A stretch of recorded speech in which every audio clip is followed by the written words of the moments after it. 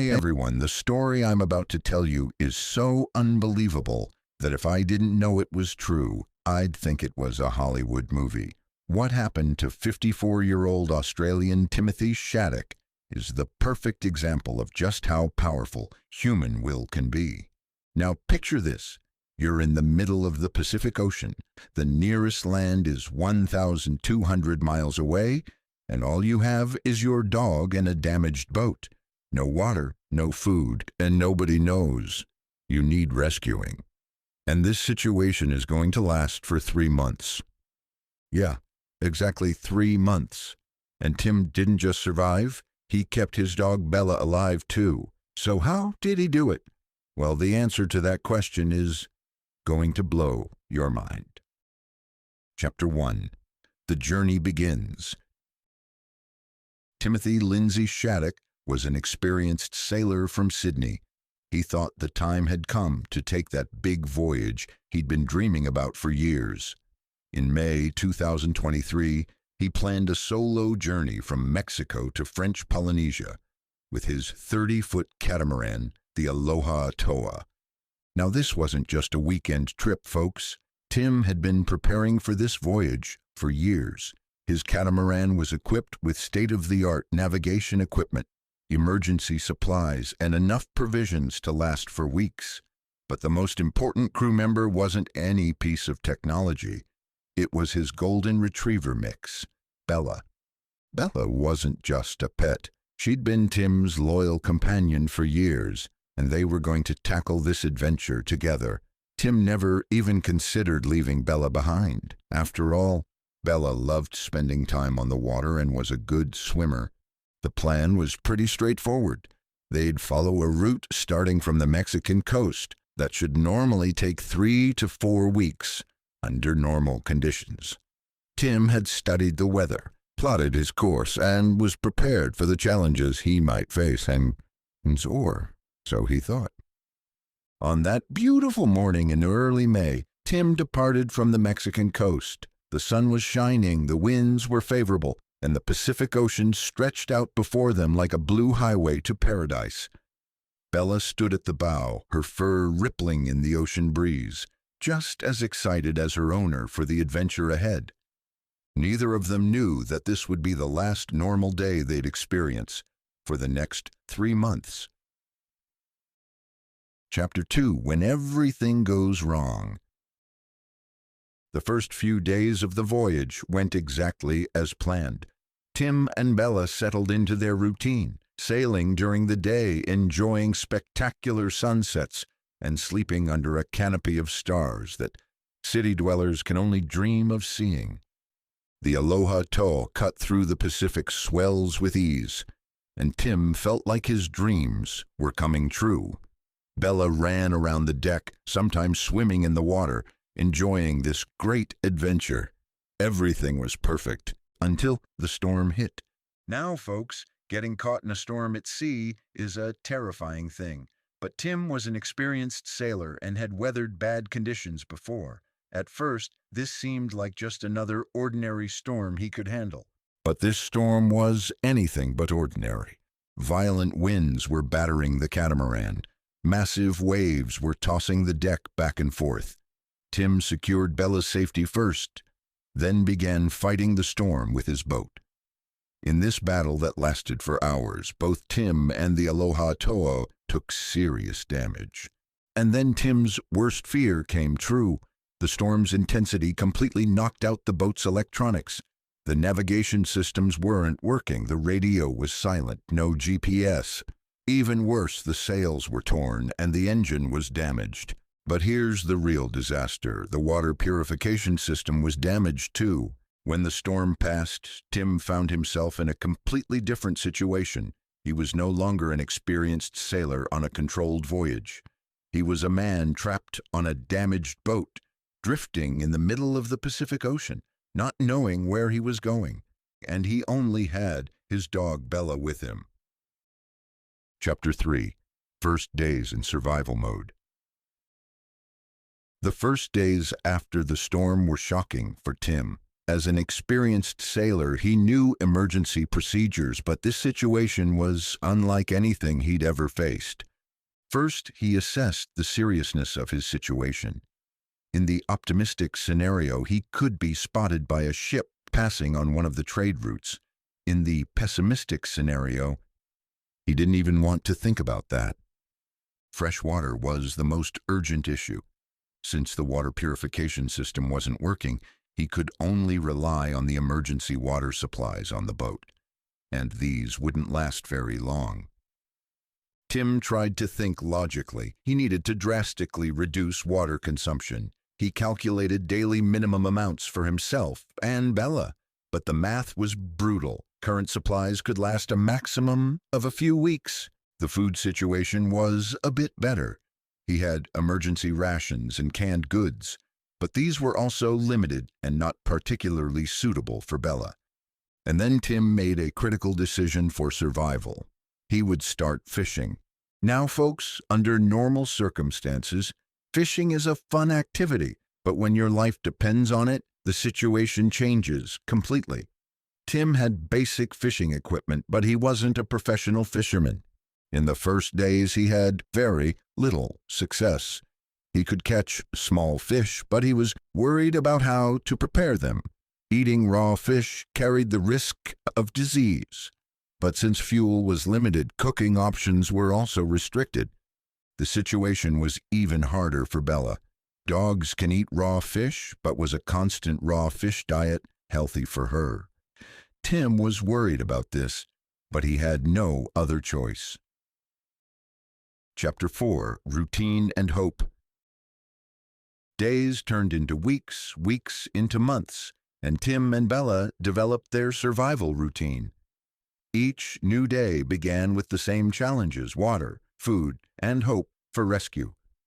Tim started his mornings by scanning the horizon for ships. Bella would be beside him, quietly waiting as if she understood the importance of this ritual. But the horizon was always the same: endless blue. The water problem brought out Tim's creativity. When it rained, he'd put out every possible container, collecting every drop of water.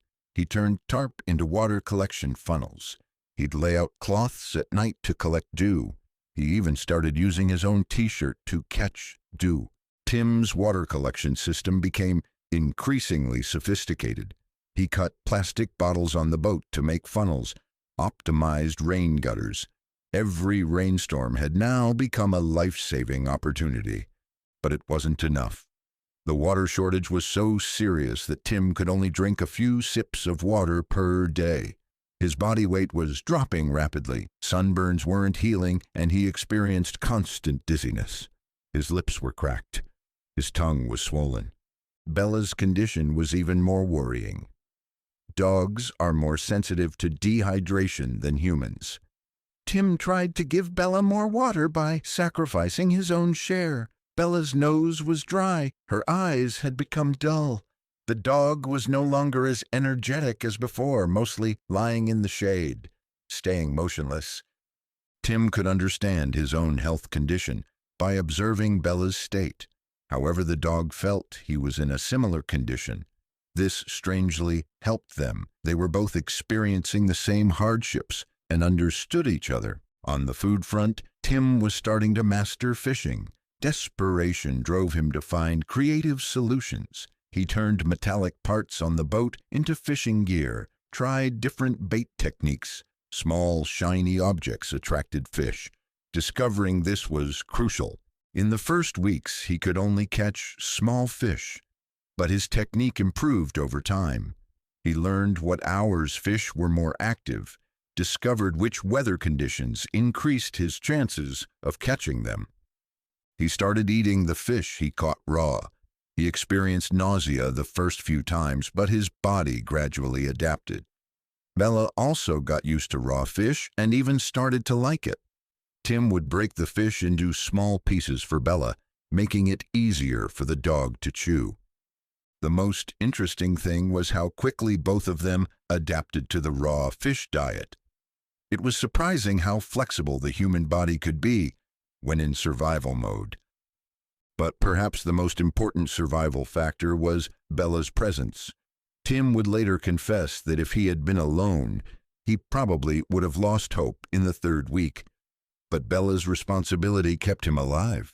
Every morning, the trusting expression in Bella's eyes told Tim, "Don't give up." The dog might not have understood the seriousness of the situation, but she believed that as long as she was with her owner, everything would be all right. Nighttime was especially difficult. In the darkness, only the sound of waves and the whistle of wind could be heard. Tim sometimes had panic attacks, feeling like he couldn't breathe. In these moments, Bella would always come to his side, pressing her warm body against Tim. The dog's calming effect was incredible. Chapter 5. The Darkest Days. By the middle of the second month, Tim was approaching his physical and psychological limits. Due to constant dehydration, his mental capacity had diminished. Sometimes he forgot where he was. Sometimes he had long conversations with Bella. Tim's mental state was becoming increasingly worrying. He had started having hallucinations. Sometimes when he thought he saw ships on the horizon, when he got closer, he realized they were just cloud formations. This situation both gave him hope and disappointed him. One time he woke up at midnight thinking he saw people swimming next to the boat. He had tried to rescue them, almost jumping into the sea. Fortunately, Bella had stopped him by barking. When morning came, he realized it had been a hallucination. One of the worst moments was when Tim seriously started thinking about death. His energy level had dropped so low that sometimes he couldn't even stand up to fish. His sunburns had become infected. His body weight had decreased dramatically. Tim's body was now nothing but skin and bones. His ribs were countable. His face had sunken in. His beard had grown uncontrollably. His hair had turned gray in the sun. The calluses on his hands had thickened. His fingers were swollen. One night, Tim really thought it was the end. Bella lay down next to him, and as Tim felt her warm breath, he thought, "This is it." That night he dreamed of his deceased mother. His mother was telling him, "Your time hasn't come yet." But he woke up in the morning, and Bella was still there, wagging her tail, as if saying, "Come on, a new day has started." This moment was a turning point for Tim. If Bella still hadn't lost hope, neither should he. After that morning, Tim adopted a different approach. Instead of waiting to die, he decided to actively fight to live. This mental change also affected his physical condition. Tim made his daily routines more disciplined. He started doing morning exercises, simple stretching movements, breathing exercises. He would walk with Bella on the boat's deck, trying to prevent his muscles from wasting away. He started talking to himself. He kept a verbal diary. Day 42, caught 2 fish today. Bella looks better, wind blowing from the southwest. These monologues helped keep his mind clear. Tim also started telling stories to Bella. Childhood memories, previous sailing adventures, future plans. Bella seemed to listen, sometimes perking up her ears. These conversations kept Tim sane. By the beginning of the third month, Tim was a completely different person. Physically, he was unrecognizable. His beard had grown long. His skin had turned black from the sun. His bones were showing. But mentally, he was stronger. Because he wasn't just surviving anymore. He had become a survival master. Tim had learned the rhythm of the ocean. He knew which cloud types brought rain, which conditions made fish more active, how to read wind patterns. He was living in harmony with nature. His fishing technique had developed so much that he could now regularly catch enough fish. He had optimized his rainwater collection system. A wordless communication had developed between him and Bella. The bond between Tim and Bella had now reached a superhuman level. Bella could sense Tim's mood, never leaving his side when Tim felt bad. Tim could also sense Bella's needs.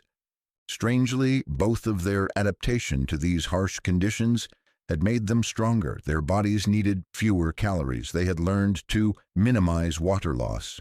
But most importantly, he hadn't lost hope. Every morning, Tim thought, "We'll be rescued today." He never lost this belief. Bella also felt this positive energy and responded to it. Chapter 6. The Rescue. In late July, Tim was performing his usual morning routine. He started scanning the horizon for ships. This habit had become so automatic that he no longer expected to actually see anything. But that morning was different. There was a small dot on the horizon. Tim first thought it was an optical illusion. He had been experiencing such illusions for months. He rubbed his eyes, looked again. The dot was still there, and it was getting bigger. His heart started beating like crazy. Was this real? Or was he seeing another hallucination? Bella also felt Tim's changing energy. She stood up, looked at the horizon. It must have caught the dog's attention too, because she perked up her ears. Tim continued watching carefully. The dot was definitely approaching and looked like a ship. Now he could clearly see the ship. It was a fishing boat. It was a Mexican tuna fishing boat from the Grupamar fleet. When Tim realized this was real, he went absolutely crazy. Tim waved his arms frantically, shouted. He screamed, "Help! Help me!" as loud as his voice could carry. Bella also started barking, feeling her owner's excitement. Together they were almost frantically trying to attract attention. The ship's crew initially couldn't believe their eyes. In the middle of the Pacific, 1,200 miles from land, there were a man and dog on a damaged catamaran. How was this possible? Captain Miguel Santos had been working at sea for 30 years, but had never seen anything like this. "Dios mío," he shouted, "there are people over there." The ship quickly approached. The crew was in shock. How long had this man and dog been managing alone here? And how had they survived? The rescue operation began quickly. Tim and Bella were taken aboard the ship. Tim was so emaciated that he couldn't stand. The crew had to carry him. His body was like a bag of bones. Bella was also in bad shape, but continued wagging her tail. The dog was wary of these new people around her, but if her owner was safe, she was safe too. When the ship's doctor examined Tim, he understood how critical the situation was. Tim was on the verge of death due to severe dehydration, malnutrition, and sunburns. His pulse was weak, blood pressure low. "Cuánto tiempo?" asked the doctor. How long had he been there? Tim, breathing with difficulty, whispered, 3 months. The crew was shocked. 3 months? This was impossible. Tim was immediately given IV fluids, slowly supported with water and electrolytes. The body was so dehydrated that giving fluids too quickly could be dangerous. Bella also received veterinary care. The dog's condition was better than Tim's, but she had also suffered significant weight loss. When Tim showed the first signs of recovery, he started telling his story to the crew. The storm, the boat damage, the 3-month survival struggle. The crew listened as if mesmerized. Captain Santos said, "You're a miracle, amigo. You and your dog are a miracle." And Bella was alive too. The ship immediately headed for the nearest port. Tim's condition stabilized, but he still needed medical care. World media was already starting to hear about this incredible story. Chapter 7, Aftermath and Lessons. When Tim's story spread around the world, people couldn't believe it. Surviving 3 months in the middle of the ocean on just rainwater and raw fish was an achievement that even surprised scientists. The media went crazy. CNN, BBC, Fox News, all major news channels covered this story as headline news. Australian man and dog survive 3 months at sea. Headlines resonated around the world. After being rescued, Tim was treated in the hospital. He had lost a large portion of his body weight. Almost 40% of his normal weight was gone. But doctors were amazed. Permanent damage was minimal. Dr. Robert Martinez, one of the doctors treating Tim, said, "Surviving 3 months under these conditions is medically almost impossible. This man's body showed incredible adaptation. His metabolism slowed down, minimized water loss. The human body's survival capacity is truly amazing." Bella also passed veterinary checks and was found to be healthy. Dogs can adapt better to raw fish diets than humans, and Bella had successfully overcome this difficult process. Veterinarian Dr. Sarah Chen explained, "Bella's physical condition is much better than Tim's. Dogs can adapt to such extreme conditions more quickly." While Tim was in the hospital, he started receiving support messages from around the world. The hashtag # Timothy and Bella went viral on social media. People were deeply moved by this incredible survival story. In interviews Tim gave later, he said, "If Bella hadn't been there, I couldn't have survived. She was my reason for survival. Every morning, the hope in her eyes gave me the strength to continue." People sometimes ask, what was the hardest moment? But for me, the hardest moments were when I saw Bella suffering. These statements brought thousands of people to tears. The power of animal love and loyalty was the most touching aspect of Tim's story. Experts attribute Tim's survival to several factors: maritime experience, mental resilience, creative problem-solving skills, and most importantly, Bella's presence. Professor Mike Tipton from Georgetown Medical School said, "This rescue operation was like looking for a needle in a haystack. Both luck and skill enabled this man's survival." But perhaps the most important factor was psychological. Bella's responsibility gave Tim a reason to live. Dr. Tipton also analyzed Tim's survival techniques. Water collection system, fishing methods, mental resilience, all were techniques taught in survival training, but Tim applied these in a life-or-death struggle. Psychology experts also studied Tim's mental resilience. Dr. Amanda Foster, a trauma specialist, said, "In survival situations, purpose and responsibility are critical. Tim's obligation to protect Bella made him care more about her life than his own. This paradoxically made him stronger." Tim's story also sparked discussions about maritime safety. Experts emphasized the importance of emergency equipment on solo sailing expeditions. A few weeks after Tim left the hospital, he gave his first television interview to the 60 Minutes program. This interview was watched by 50 million people. In the interview, Tim said, "People call me a hero, but I don't see myself as a hero. I was just a man trying to survive. The real hero was Bella. She was my hope, my strength." After this interview, Tim and Bella's story was turned into a book. Lost at Sea, a 90-day survival story, became a bestseller. Tim donated the proceeds to maritime safety and animal protection organizations. There were also movie offers from Hollywood. Tim said he would consider them, but only if Bella's role was properly represented. Tim's story became a perfect example of the power of the human spirit and the strength of the animal-human bond. For 3 months, 2 lives held onto each other and accomplished the impossible. Today, Tim and Bella live in Australia.